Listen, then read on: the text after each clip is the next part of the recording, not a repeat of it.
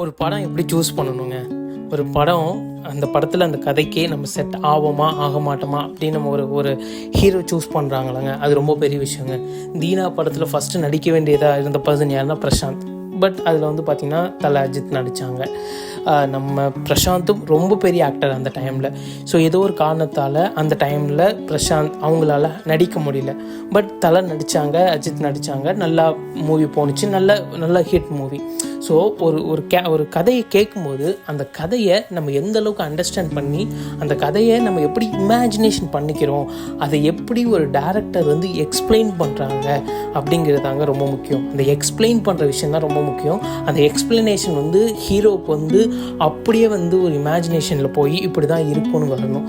So இதுதாங்க ரொம்ப முக்கியமாக நான் பார்க்குற விஷயங்களாக இருக்குது. எனக்கு அவ்வளோ தெரியாது, பட் ஸ்டில் இதை தான் நான் ரொம்ப முக்கியமாக பார்க்குறேன். ஸோ நல்ல கதையை எல்லா ஹீரோவும் சூஸ் பண்ணணும், நிறைய நல்ல மூவி பார்க்கணும்.